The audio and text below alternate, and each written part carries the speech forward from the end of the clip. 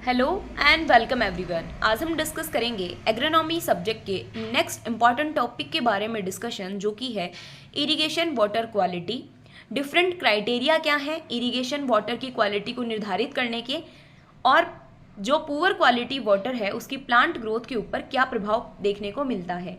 Basically आप इस topic से क्या समझते हैं कि इरिगेशन वाटर क्वालिटी, हम इरिगेशन वाटर की क्वालिटी को निर्धारित कर रहे हैं। हाँ, क्योंकि आप सभी जानते हैं कि जिस तरीके से ह्यूमन बींग्स हर तरीके के पानी को कंज्यूम नहीं कर सकते, किसी पानी में फ्लोराइड की मात्रा ज़्यादा होती है, किसी में कुछ टॉक्सिक्स जो न्यूट्रिएंट्स हैं, टॉक्सिक सब्सटेंसेस हैं, उनकी मात्रा ज़्यादा होती है, तो हर किसी तरीके का पानी जो है वो कंज्यूम करने योग्य नहीं होता है।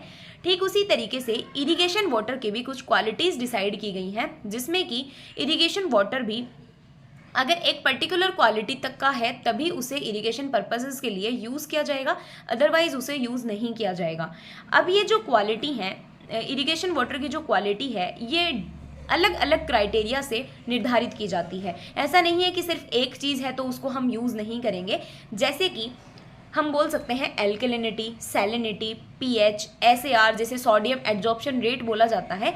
इन सारे फैक्टर्स को देखते हुए कि ये पानी उस पर्टिकुलर पानी में कितने कितने हैं, इन सब चीज़ों को देखते हुए इरिगेशन वाटर की क्वालिटी को निर्धारित किया जाता है।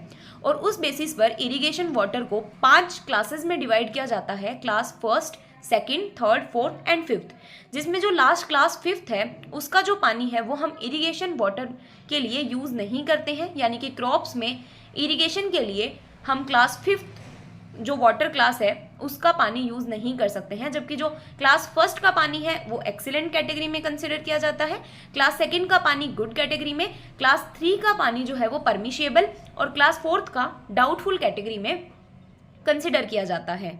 तो अभी हम देखते हैं कि कौन कौन से ऐसे पैरामीटर्स हैं जो कि निर्धारित करते हैं इरिगेशन वाटर की क्वालिटी को। तो सबसे पहले हैं कौन से ऐसे फिजिकल पैरामीटर्स हैं। फिजिकल पैरामीटर्स में सबसे पहला आता है टर्बिडिटी। टर्बिडिटी को हम NTU, नेफेलोमेट्रिक टर्बिडिटी यूनिट्स के अंदर मेजर करते हैं, और ये हमें इंडिकेट करता है पानी की क्लियरेंस को, वाटर कितना क्लियर है। जितनी ज़्यादा टर्बिडिटी होगी इरिगेशन सिस्टम उतना क्लॉग होगा, यानी कि उतना धुंधला होगा पानी।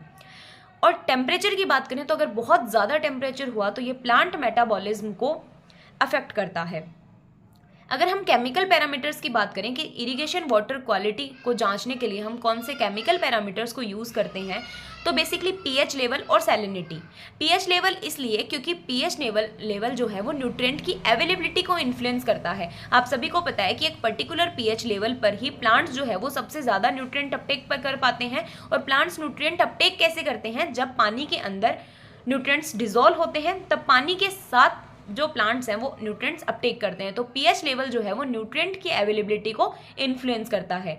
जो मोस्टली क्रॉप्स हैं वो बेसिकली स्लाइट एसिडिक से न्यूट्रल कंडीशंस में जो सबसे ज़्यादा न्यूट्रिएंट्स हैं वो अपटेक करती हैं। नेक्स्ट, अगर हम सैलिनिटी की बात करें तो अगर हाई सोल्ट लेवल अगर पानी का है तो ये प्लांट सेल को डैमेज कर देता है, और इससे सैलिनिटी को बेसिकली इसी इलेक्ट्रिकल कंडक्टिविटी में मेज़र किया जाता है। बायोलॉजिकल पैरामीटर्स की बात करें तो microbial contamination and pathogens. Microbial contamination का मतलब हुआ जैसे हो सकता है उस पानी में हार्मफुल बैक्टीरिया, एल्गी या फंजाई हो, जो कि प्लांट की हेल्थ को प्रभावित कर सकते हैं और स्ट्रेस कंडीशंस को डेवलप कर सकते हैं। पैथोजेंस की बात करें तो हार्मफुल माइक्रो ऑर्गेनिज्म हो सकते हैं जो कि पानी की क्वालिटी और क्रॉप हेल्थ दोनों को ही नुकसान पहुंचा सकते हैं।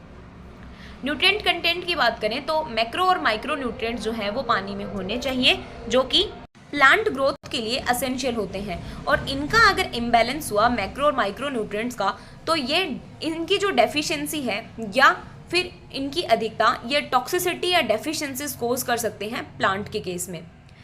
अब अगर आपको ये सारी जो क्लासेस हैं class first to class fifth के बारे में और ज़्यादा डीप में देखना है कि कितनी पीएच पे पानी को रेस्ट्रिक्ट किया जाता है, कितनी एसएआर सोडियम एब्जॉर्प्शन रेट पे पानी को परमिट किया जाता है कि हम इसे इरिगेशन वाटर के लिए यूज़ कर सकते हैं, तो आपको स्क्रीन के ऊपर जो ये टेबल फ्लैश हो रही है आप यहाँ से नोट डाउन कर सकते हैं।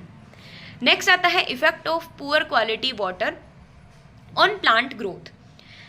हम अगर पुअर क्वालिटी पानी को यूज़ करेंगे तो ये प्लांट की ग्रोथ पे क्या प्रभाव पड़ेगा। भाई हम बोल रहे हैं कि क्लास 1 से लेके आप क्लास 3 तक बहुत अच्छा पानी होता है, उसको यूज़ करो इरिगेशन के लिए।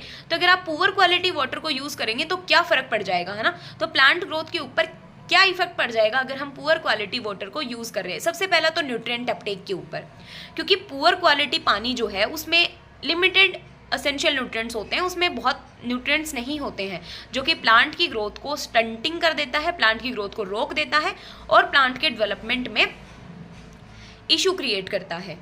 नेक्स्ट आता है सॉल्ट स्ट्रेस। हम बहुत सारी जगह देखते हैं कि कुछ ऐसी क्रॉप्स हैं जो कि हाई सॉल्ट टॉलरेंट होती हैं, कुछ ऐसी होती हैं जो सॉल्ट के लिए सेंसिटिव होती हैं। तो ये सारी चीज़ें भी सॉल्ट स्ट्रेस जो है ये भी कोज करता है अगर हम पुअर क्वालिटी वाटर को यूज़ करते हैं। तो हाई सैलिनिटी अगर पानी की हुई तो ये सॉल्ट स्ट्रेस क्रिएट करता है, जिससे ऑस्मोटिक बैलेंस इफेक्ट होता है और अल्टीमेटली रूट्स के द्वारा पानी का अच्छे तरीके से एब्जॉर्प्शन नहीं हो पाता है। अगर हम टॉक्सिसिटिक इश्यूज़ की बात करें तो टॉक्सिक एलिमेंट्स जैसे कि बहुत हैवी मेटल्स अगर पानी में हुई तो वो प्लांट्स में जाकर जम जाती हैं, जिससे कि ये पॉइजन का काम करती हैं और प्लांट और कंज्यूमर्स दोनों के लिए ही हेल्थ रिस्क को क्रिएट कर सकते हैं। नेक्स्ट आता है क्लॉगिंग ऑफ इरिगेशन सिस्टम।